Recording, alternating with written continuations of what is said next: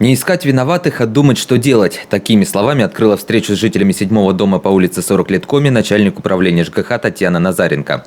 Проблемы злополучного дома замкнулись в круг. На регулярно проводящиеся конкурсы по обслуживанию не заявляется ни одна управляющая компания. И причины понятны. Счета за коммунальные услуги оплачивает только треть проживающих.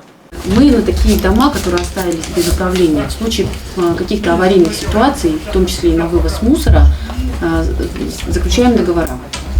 То есть мы стараемся такой фонд все равно не упускать и содержать его в более-менее наглядном состоянии. Есть договор обслуживания, но проблема в том, что именно на ваш дом, даже на обслуживание никто выходить не хочет. Именно из-за того, что граждане, которые там проживают и зарегистрированы, они, мягко скажу, халатно относятся к общедомовому имуществу.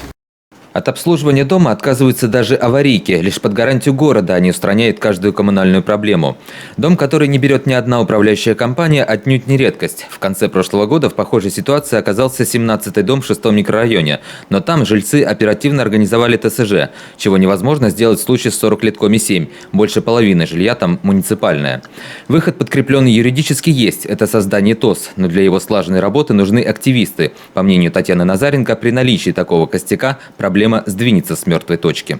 Хотя бы по подъезду, вот такой костяк создать, и тогда вместе мы что-то с вашим домом куда-то двинемся с этой мертвой точки. Простите, а костяк из 5 человек? Подождите.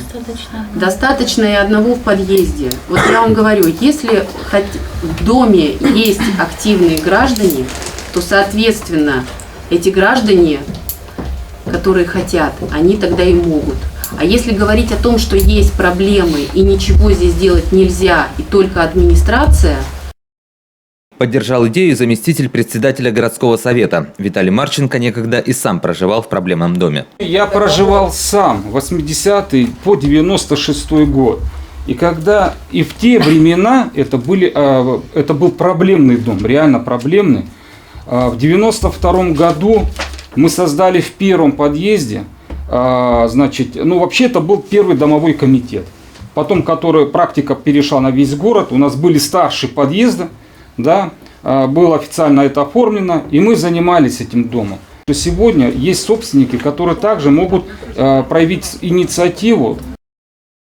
Источником проблем сегодняшние жители называют неблагополучных соседей. Таким и замечаний высказать бывает страшно. Там пьет, и живут у нее там неизвестно кто постоянно.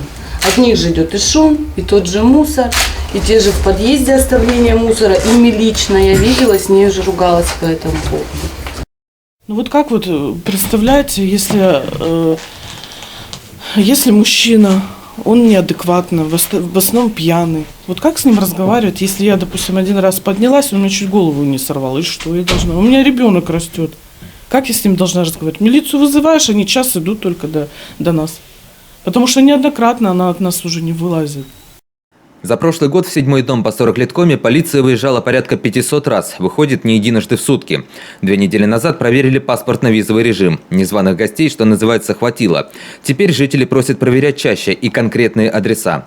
В ответ на обращение им раздали бумагу и ручки и попросили тут же написать заявление. Они послужат основанием для повторной муниципальной проверки.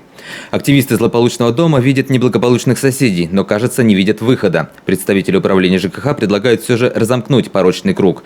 Варианты, по словам специалистов, можно продумать всегда.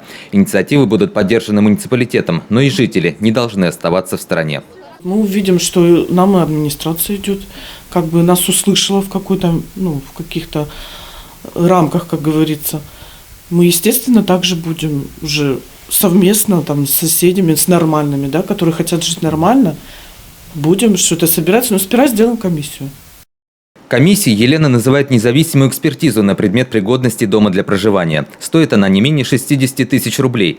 Захотят ли ее оплачивать те, кто не платит сейчас даже за свет, газ и воду – большой вопрос. Кстати, несмотря на низкую собираемость платежей, уже в этом году в рамках региональной программы здесь произведут капитальный ремонт кровли.